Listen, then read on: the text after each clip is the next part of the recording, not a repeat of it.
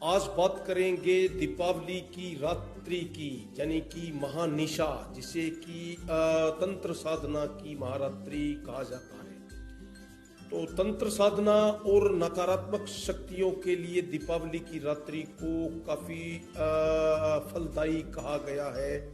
अगर कोई व्यक्ति किसी पर कोई नकारात्मक शक्तियों का प्रयोग करता है या तंत्र साधना का प्रयोग करता है, जादू टोना भी करना चाहता है, तो उसके लिए दीपावली की रात्रि को फलदायी कहा जाता है। यानी इस रात्रि में किया गया ऐसा प्रयोग कभी भी चूकता नहीं। तो आज आपको इस वीडियो में ये सब बातें बताऊंगा कि कैसे बच सकते हैं आप इन नकारात्मक शक्तियों से या तंत्र साधना से।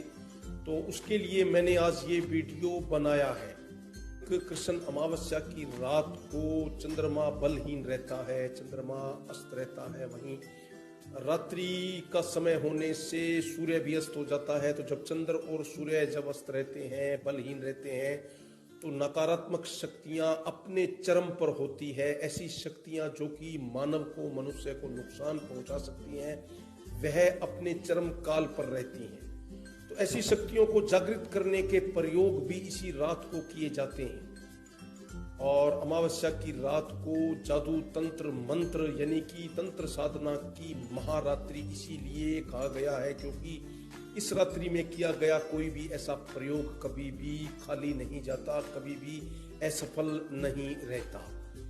तो किस प्रकार से बचना चाहिए ये मैं आज आपको इस वीडियो में बता रहा हूँ। तो सबसे पहली बात है कि दीपावली की रात्रि को कभी भी सड़क पर नहीं जाना चाहिए, विशेषकर चौराहों से बचना चाहिए। अगर किसी चौराहा पर ऐसी कोई वस्तु पड़ी है तो आपको उसके ऊपर से नहीं जाना, आपको हमेशा उससे बचकर निकलना है।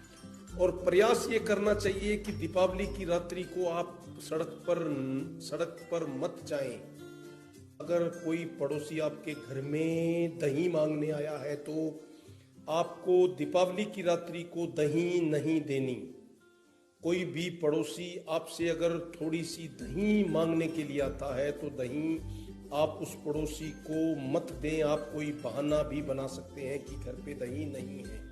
तो ये बात जरूर ध्यान रखें। वो इसलिए मित्रों कि जिन लोगों की आर्थिक स्थिति कमजोर होती है वह ऐसा प्रयोग करते हैं जिससे कि पड़ोस के घर से दही मंगवाकर उस दही से एक प्रयोग किया जाता है जिससे खुद की आर्थिक स्थिति को अच्छा किया जा सकता है और उसी से आप जिस घर से दही लाए हो उस घर की आर्थिक स्थिति पर इसका बुरा प्रभाव रहता है।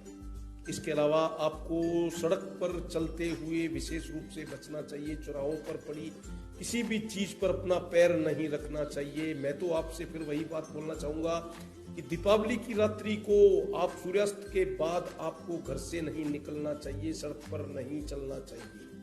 अगर आप सड़क पर चलेंगे तो जो लोग तंत्र साधना का प्रयोग करते हैं निश्चित रूप से आपको वो कहीं ना कहीं कोई नुकसान या हानि पहुंचा सकते हैं। आपके अड़ोस पड़ोस में अगर कोई निसंतान महिला है तो अपने छोटे बच्चों को दीपावली की रात्रि को उस निसंतान महिला के घर नहीं भेजना।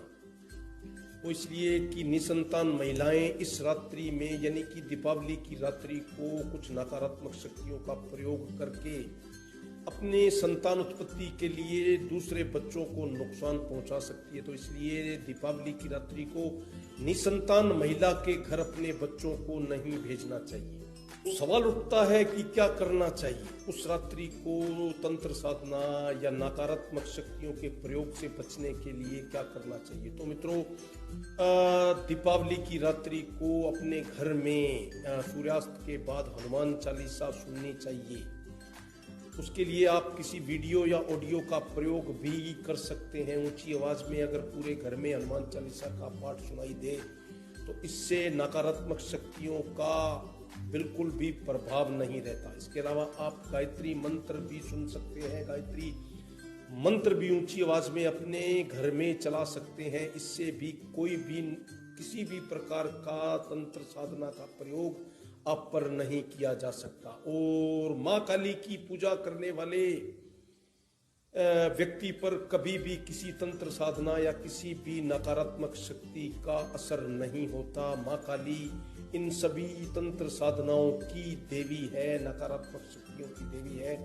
तो माता काली की पूजा करने वाले व्यक्ति पर कभी भी तंत्र मंत्र जादू टोना कभी भी बुरा प्रभाव नहीं डाल सकता।